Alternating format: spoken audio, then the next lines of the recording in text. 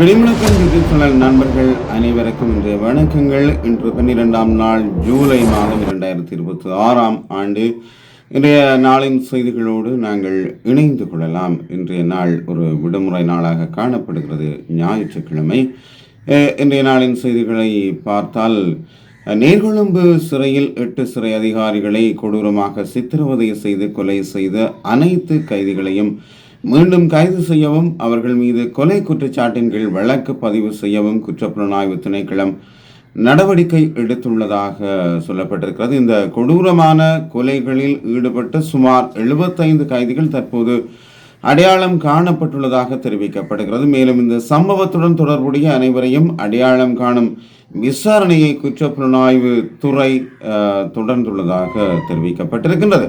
சிறை அதிகாரிகளை மிக கொடூரமான முறையில் சித்திரவதை செய்து கொலை செய்த சந்தேக நபர்களை அடையாளம் காண்பதற்காக இந்த சம்பவம் நடந்த நேரத்தில் நீர்கொழும்பு சிறையில் தடுத்து வைக்கப்பட்டிருந்த அனைத்து கைதிகளிடமும் தற்போது விசாரணை தொடங்கப்பட்டுள்ளதாக சொல்லப்பட்டிருக்கிறது. மேலும் சிறையில் பொருத்தப்பட்டிருந்த சிசிடிவி கேமராக்களில் பதிவான காட்சிகளை கொண்ட டிவிஆர்களை தேடி காவல்துறையினர் தற்போது நீர்கொழும்பு சிறைச்சாலையில் முழுமையான சோதனையை நடத்தி வருவதாகவும் தெரிவிக்கப்படுகின்றது. அதாவது இந்த நீர்கொழும்பு தொடர்பான பிரச்சனை என்பது இது ஒரு நீண்ட நாட்களுக்கு செல்லக்கூடிய ஒரு பிரச்சனையாகவே காணப்படுகிறது. இதே நேரத்திலே பிரதமர் பதவி விவகாரத்தில் விஜித ஹீரத்தின் பதிலால் ஒரு சர்ச்சை கிளம்பியிருப்பதாக சொல்லப்பட்டிருக்கிறது. வெளியுறவுத்துறை அமைச்சர் விஜித ஹேரத் பிரதமராக நியமிக்கப்படுவார் என்பது குறித்து அரசியல் வட்டாரங்களில் பரிமாற்றப்படும் கருத்துக்கள் குறித்து தென்னிலங்கை ஊடகங்கள் செய்தி வெளியிட்டுள்ளதாக சொல்லப்பட்டிருக்கிறது. இது குறித்து தெரிவிக்கப்பட்ட விடயங்களாக ஊடக நிறுவனம் ஒன்றின் தலைவரின் மகளுடைய திருமணம் கடந்த வாரம் காலியில் உள்ள ஒரு 5 நட்சத்திர ஹோட்டலில் நடைபெற்றிருக்கின்றது. முன்னாள் ஜனாதிபதி ரணில் விக்ரமசிங்க, வெளிவிவகார அமைச்சர் விஜித ஹேரத், முன்னாள் அமைச்சர்கள் தலதா அத்துக்கொரல மற்றும் பஜ்ர அபேவர்த்தன மற்றும் மேலும் பலர் அந்த மேசையில் அமர்ந்துள்ளதாக இருக்கின்ற அந்த விடயத்தில் இப்போது முன்னாள் விளையாட்டுத்துறை அமைச்சர் ரோசான் ரணசிங்கவை அந்த பதவியிலிருந்து நீக்கியமை குறித்து பேச்சு எழுந்துள்ளதாக சொல்லப்படுகின்றது. அப்போது ஜனாதிபதியாக இருந்த ரணில் விக்ரமசிங்க பதில் வழங்கையில், அதற்கு நான் பதிலளிக்கிறேன், நான் தலையிட செல்லவில்லை, அவர்கள் என்னுடன் விளையாட்டு தொடர்பான விடயங்களை பற்றி விவாதிக்கவில்லை, அந்த பெண்மணிதான் எல்லாவற்றிலும் தலையிட்டார் என்பதே முன்னாள் ஜனாதிபதியின் பதிலாக இருந்துள்ளது என்று அவர் சொல்லியிருக்கின்றார். இந்த உரையாடலின் போது வெளியுறவு அமைச்சர் விஜித ஹேரத் அங்கு வந்து முன்னாள் ஜனாதிபதி ரணில் விக்ரமசிங்கவின் அருகிலே அமர்ந்திருக்கிறார். அந்த மேசையில் இருந்த ஒரு பத்திரிகையாளர் வெளியுறவு அமைச்சரிடம், நீங்கள் அடுத்த ஆண்டு பிரதமராகி விடுவீர்கள் என்று கேள்விப்படுகிறேன் என்று கேட்டிருக்கிறார். இந்த வருடமே ஏன் கூடாது என்று அமைச்சர் புன்னகையுடன் பதிலளித்ததாக தெரிவிக்கப்படுகிறது. இவ்வாறான பின்னணியில் அமெரிக்க தூதரகத்தின் 250வது தேசிய தின கொண்டாட்டங்களின் போது பல தூதரகங்களில் அதிகாரிகளும் ஒரு மேற்கத்திய தூதரகத்தின் அதிகாரிகளும் எதிர்காலத்தில் அரசாங்கத்தில் பிரதமர் பதவிக்கான போட்டி உருவாகும் என்று ஊகித்துள்ளனர் என்றும் அந்த செய்தியிலே கூறப்பட்டிருக்கிறது. சிறைச்சாலைகளிலே தொடர்ச்சியாக இடம்பெற்று வரும் வன்முறை சம்பவங்களை பார்க்கும்போது நீண்ட காலமாக தடுத்து வைக்கப்பட்டுள்ள தமிழ் அரசியல் கைதிகளின் பாதுகாப்பை பெரும் கேள்விக்கு உள்ளாக்கியுள்ளதாக குரலற்றவர்களின் குரல் அமைப்பின் தலைவர் கோமகன் எச்சரிக்கை விடுத்திருக்கின்றார். யாழ் ஊடக அமையத்தில் நேற்று நடைபெற்ற ஊடக சந்திப்பிலே தான் அவர் இந்த அச்சத்தை வெளிப்படுத்தி இருக்கிறார். என்னவென்றால், அங்கு கருத்து வெளியிட்ட அவர், சிறைச்சாலைகளில் கைதிகளும் மனிதர்களே என்ற வாசகம் காட்சிப்படுத்தப்பட்டிருந்தாலும் அங்கு கைதிகள் மீது மிலேச்சத்தனமான கொடுமைகளை அரங்கேற்றப்படுகின்றன. அண்மையில் நீர்கொழும்பு சிறைச்சாலையில் இடம்பெற்ற வன்முறை சம்பவத்தில் பலர் கொல்லப்பட்டிருக்கின்றார்கள். கைதிகள் யாராகவும் இருக்கலாம், ஆனால் அவர்களின் பாதுகாப்பை அரசு உறுதி செய்வது அவசியம்.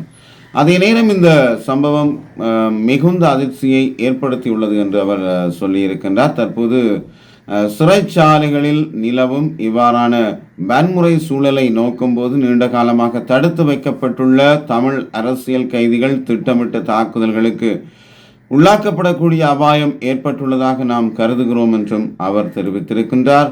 அவர்களது பாதுகாப்பு தற்போது பெரும் கேள்விக்குள்ளாகி உள்ளது என்றும் அவர் சுட்டிக்காட்டியிருக்கிறார். இவ்வாறான சூழலில் சிறைச்சாலைகளுக்குள் கைதிகளின் பாதுகாப்பை உறுதிப்படுத்துவதில் அதிகாரிகள் காட்டும் மெத்தன போக்கையும் அங்கு இடம்பெறும் மனித உரிமை மீறல்கள் ஆபத்தானது என்றும் அவர் தெரிவித்திருக்கின்றார். உண்மையில் இந்த விடயம் என்பது ஒரு ஆபத்தான ஒரு விடயமாகத்தான் இருக்கின்றது. ஏனென்றால் சிங்கள கைதிகளிடையே அவர்களிடையே மோதல்கள் ஏற்பட்டு இவ்வாறான நிலைமை ஏற்படுகின்ற பொழுது தமிழ் கைதிகளும் இந்த விடயத்தில் அகப்படுகின்ற பொழுது அவர்கள் மிகுந்த மோசமான தாக்குதலுக்கு உள்ளாக்கப்பட வாய்ப்புகள் இருப்பதாக அவர் சொல்லியிருக்கின்ற விடயத்தை கவனத்தில் கொள்வது மிகவும் சிறப்புத்தான். காதலன் கொடுத்த பொதியால் வாழ்க்கையை தொலைத்த மருத்துவ பீட மாணவியின் ஒரு செய்தியை பார்த்தால், நீர்கொழும்பு சிறைச்சாலையின் கூரை மீது கைதிகள் அண்மையில் நடத்திய போராட்டத்தின் போது எடுக்கப்பட்ட புகைப்படம் ஒன்று சமூக வலைத்தளங்களிலே அது பேசுபொருளாக இருந்தது. அந்த போராட்டத்திலே கலந்து கொண்ட இளம்பெண் ஒருவரின் முகாம் அனைவரது கவனத்தையும் ஈர்த்த நிலையில் இவ்வளவு அழகான ஒரு பெண் ஏன் சிறையில் இருக்கிறார் என்ற கேள்வி பலரும் எழுப்பி வந்திருக்கிறார்கள். அது உண்மையும் கூடத்தான். அந்த பெண்ணின் உருக்கமான உண்மை பின்னணியை புலனாய்வு பத்திரிகையாளர் ஒருவர் வெளிப்படுத்தி இருக்கிறார். எப்படி என்றால், குறித்த இளம்பெண் பதுளை மாவட்டத்தில் பிறந்து வளர்ந்தவர், சிறு வயதில் இருந்தே கல்வியில் சிறந்து விளங்கியவர் என்றும் அவர் 5ஆம் வகுப்பு புலமை பரிசில் பரீட்சையில் சிறந்த சித்தியை பெற்று கொழும்பில் உள்ள பிரபல பெண்கள் பாடசாலையிலே இணைந்திருக்கின்றார். நீர்கொழும்பில் உள்ள தனது உறவினரின் வீட்டில் தங்கி படித்து வந்த அவர் கல்வியில் மட்டுமல்லாது வலைப்பந்து, விளையாட்டு மற்றும் தேசிய மட்டம் வரை பல விருதுகளை பெற்று பாடசாலை மாணவ தலைவியாகவும் இருந்திருக்கின்றார். அவரது உயர்தர படிப்பு காலத்தின் போது தோழிகளுடன் ஏற்பட்ட வாட்ஸ்அப் குழுவொன்றின் ஊடாக ஒரு இளைஞருடன் நட்பு ஏற்பட்டு அது பின்னர் தீவிர காதலாக மாறியிருக்கிறது. அந்த காதலை அந்த பெண் கண்மூடித்தனமாக நம்பிய நிலையில் காதலன் அவரிடம் நீர்கொழும்பில் உள்ள தனது நண்பரிடம் இருந்து சில பொதிகளை பெற்று வருமாறு கேட்டிருக்கின்றார். காதலன் மீதிருந்த அதீத நம்பிக்கையால் அந்த பொதிகளுக்குள் இருப்பது போதைப் பொருள் என்பதை அறியாமலே அதனை பல இடங்களுக்கும் கொண்டு சேர்க்கும் கடத்தலில் அவர் பயன்படுத்தப்பட்டிருக்கின்றார். இறுதியிலே போலீசாருக்கு கிடைத்த இரகசிய தகவலின் அடிப்படையில் அந்த பெண் போதைப் பொருளுடன் கைது செய்யப்பட்டு நீதிமன்ற உத்தரவின் பேரில் நீர்கொழும்பு சிறையில் விளக்க மறியலிலே வைக்கப்பட்டிருக்கின்றார். அவர் சிறைக்குள் இருந்தபோது அவரது உயர்தர பரீட்சை முடிவுகள் வெளியாகி இருந்தன. அதில் அவர் அதீத புள்ளிகளை பெற்று மருத்துவ பீடத்திற்கு தெரிவாகி இருந்த தகவல் தெரிய வந்திருக்கிறது. சிறைச்சாலை கூரையின் மீது ஏறி நின்று தனது உரிமைக்காக குரல் கொடுத்த அந்த மாணவியின் சோகக்கதை தற்கால இளைய தலைமுறையினருக்கு ஒரு எச்சரிக்கையாகவும் விழிப்புணர்வாகவும் எடுத்து காட்டப்படுகிறது. உண்மை நிலவரமும் அவ்வாறு தான். இவ்வாறு பல பெண்கள் ஏமாந்திருக்கிறார்கள். தங்கள் இளம் வயதிலேயே தங்களுடைய வாழ்க்கையை தொலைத்திருக்கிறார்கள். இந்த விடயத்திலே அவர்கள் மிகுந்த அக்கறையுடன் இருந்து தங்களுடைய வாழ்க்கையை ஒரு சரியான நிலைக்கு கொண்டு செல்ல அவர்கள்தான் எப்பொழுதுமே தயாராக இருக்க வேண்டும். இந்த காதல் என்பது அது இளம் வயதிலே ஏற்படக்கூடிய ஒன்றுதான். அது சில நேரங்களிலே நன்மையையும் தருகிறது, சில நேரங்களிலே தீமையும் தந்து விடுகிறது, எங்கள் வாழ்க்கையை அழித்து விடுகின்றது. மேலும் ஒரு செய்தியை பார்த்தால், தென்னிலங்கையிலே ஒரு வீட்டின் மீது துப்பாக்கிச்சூடு நடத்தப்பட்டிருக்கிறது. மதுகமவின் நெபுடா பகுதியில் உள்ள ஒரு வீட்டின் மீது துப்பாக்கிச்சூடு நடத்தப்பட்டிருக்கிறது.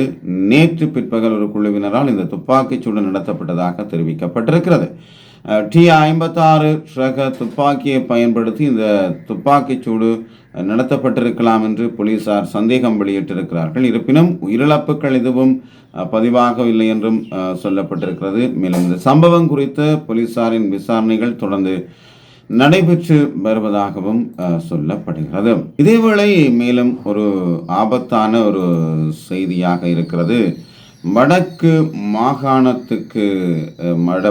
மாகாணத்தில் எல் நினோவின் அச்சம் தொடர்பிலே ஒரு எச்சரிக்கை விடுக்கப்பட்டிருக்கிறது. இது வடக்கு மாகாணத்திற்கு, அதாவது மத்திய பசிபிக் பிராந்திய கடற்பகுதிகளில் இருந்து இந்த சமுத்திர கடல் பிராந்தியத்துக்கு ஊடுருவியுள்ள எல் நினோ இந்த மாதம் தொடக்கம் அக்டோபர் மாதம் வரை வெப்பத்தாக்கத்தை செலுத்தும் என்று யாழ்ப்பாண பல்கலைக்கழக புவியியல் துறை பேராசிரியரும் கலை பீடாதிபதியுமான நாகமுத்து பிரதீபராஜா இவ்வாறு தெரிவித்திருக்கிறார். யாழ் கலட்டி வீதியில் அமைந்துள்ள மிலேனியம் தனியார் விடுதியில் எல் நினோ தொடர்பான செயலமர்வு ஒன்றில் பங்கு பற்றி கருத்து தெரிவிக்கும் போதுதான் அவர் இதனை குறிப்பிட்டிருக்கிறார்.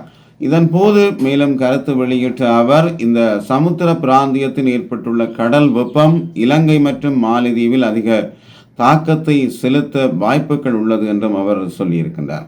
இலங்கையை பொறுத்தவரையில் குறிப்பாக வட மாகாணத்தின் முல்லைத்தீவு, மன்னார், கிளிநொச்சி ஆகிய மாவட்டங்களில் பாரிய நீருக்கான தட்டுப்பாட்டினை ஏற்படுத்தும் என்றும் அவர் சொல்லியிருக்கின்றார்.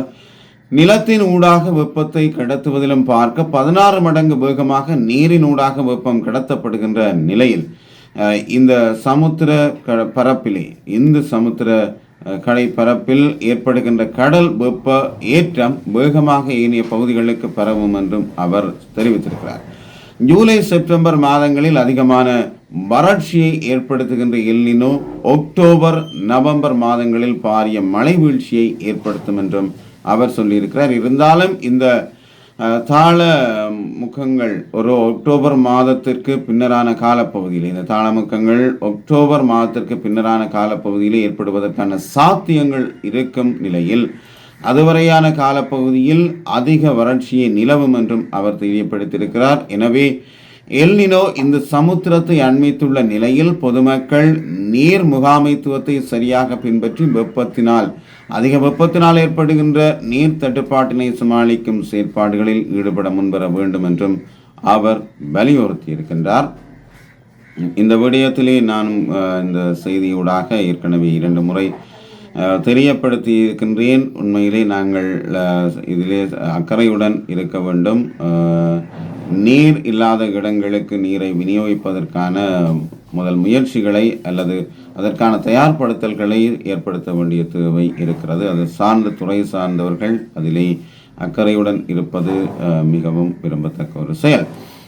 அதாவது சொத்துக்கள் தொடர்பிலே 500 பேரிடம் விசாரணையை ஆரம்பித்திருக்கிறது என்ற ஒரு செய்தி இருக்கிறது. இளஞ்ச ஊழல் ஆணைக்குழு தான் இந்த விடயத்தை ஆரம்பித்திருக்கிறது. இளஞ்சம் அல்லது ஊழல் ஆணைக்குழு நாடு முழுவதும் பல்வேறு பதவிகளில் உள்ள 500க்கும் மேற்பட்டோரின் சொத்துக்கள் குறித்து விசாரணையை தொடங்கி இருக்கின்றது. விசாரிக்கப்பட்டவர்களில் முன்னாள் நாடாளுமன்ற உறுப்பினர்கள் மற்றும் அமைச்சர்கள் உட்பட பல்வேறு பதவிகளில் உள்ள சுமார் 60 அரசியல்வாதிகளும் கிட்டத்தட்ட 100 உயர் பதவியில் உள்ள அரசாங்க அதிகாரிகளும் அடங்குவார்கள் என்று ஒரு மூத்த அதிகாரி ஒருவர் கொழும்பு ஊடகம் ஒன்றுக்கு தெரிவித்திருக்கின்றார். ஆணையத்திற்கு கிடைத்த புகார்களை தொடர்ந்து இந்த விசாரணைகள் தொடங்கப்பட்டுள்ளது. இவ்வளவு பெரிய குழுவினருக்கு எதிராக ஒரே நேரத்தில் சொத்துக்கள் குறித்த விசாரணைகள் தொடங்கப்படுவது இதுவே முதல் முறை என்றும் சொல்லப்பட்டிருக்கிறது. சொத்துக்கள் மீதான விசாரணைகளை மேற்கொள்ளும் போது இளஞ்ச ஆணைக்குழுவிடம் ஒப்படைக்கப்பட்ட சொத்துக்கள் மற்றும் கடன்கள் குறித்த அறிவிப்புகளும் விசாரிக்கப்படும் என்று அந்த அதிகாரி கூறியிருக்கின்றார். இளஞ்சம் அல்லது ஊழல் குற்றச்சாட்டுக்களை விசாரிக்கும் ஆணையத்திடம் தங்கள் சொத்துக்களை சமர்ப்பிக்க வேண்டிய அதிகாரிகளின் குழுவில் பத்திரிகையாளர்கள் மற்றும் துறைசார் எழுத்தாளர்கள் சமீபத்தில் சேர்க்கப்பட்டிருப்பதாகவும் சொல்லப்படுகிறது. சொத்து மற்றும் பொறுப்பு அறிவிப்புகளை சமர்ப்பிப்பதற்கான காலக்கெடு 30ஆம் திகதியுடன் முடிவடைந்திருக்கிறது. சிக்கல்கள் காரணமாக இணையதளத்தை அணுக முடியாதவர்களுக்கு 7ஆம் திகதி வரை அவகாசம் வழங்கப்பட்டிருப்பதாகவும் சொல்லப்பட்டிருக்கிறது. சொத்து மற்றும் பொறுப்பு அறிவிப்புகளை சமர்ப்பிக்க தவறும் நபர்களுக்கு எதிராக இளஞ்சம் அல்லது ஊழல் குற்றச்சாட்டுக்களை விசாரிக்கும் ஆணையம் அபராதம் எடுக்கும். இது 2023ஆம் ஆண்டின் 9ஆம் இலக்கு ஊழல் தடுப்பு சட்டத்தின் பிரிவு 80 கீழ் ஒன்று வழங்கிய அதிகாரங்களுக்கு இணங்க உள்ளது என்றும் சொல்லப்பட்டிருக்கிறது. நல்லது அன்பு சொந்தங்களே, இதுவரையும் நீங்கள் இடைமுழக்கத்தின் செய்திகளோடு இணைந்திருந்தீர்கள். மீண்டும் சந்திக்கும் வரை விடைபெறுகின்றேன். அன்புடன் சக்திவேல். இன்றைய நாள் உங்களுக்கு இனிதான நாளாக அமையட்டும். நன்றி, வணக்கம்.